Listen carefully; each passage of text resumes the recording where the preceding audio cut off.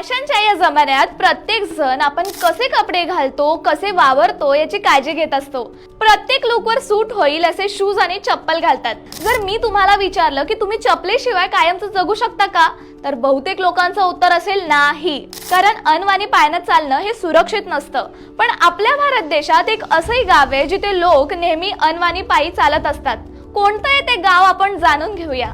आंध्र प्रदेशातल्या वेमना इंदलू या अनोख्या गावात सुरुवातीपासूनच चप्पल न घालणं ही परंपरा सुरू आहे। बाहेरून कोणी आलं तर अंघोळ केल्याशिवाय गावात प्रवेश करता येत नाही असा गावचा नियम आहे। या गावातील लोक कोणत्याही अधिकाऱ्यापेक्षा त्यांचे दैवत आणि त्यांचे गावचे सरपंच यांना जास्त मानतात। ते पालवेकरी समाजाचे सर्वात आश्चर्य बाब म्हणजे इथे कोणीही दवाखान्यात जात नाही। हे लोक मानतात की ते ज्या देवाची पूजा करतात ते स्वतःच त्यांचं रक्षण करतील।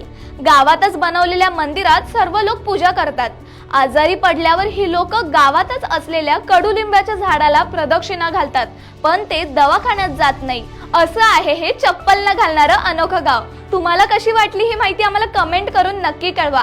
व्हिडिओ आवडला असेल तर लाईक करा, शेअर करा आणि आमच्या पेजला फॉलो करायला विसरू नका।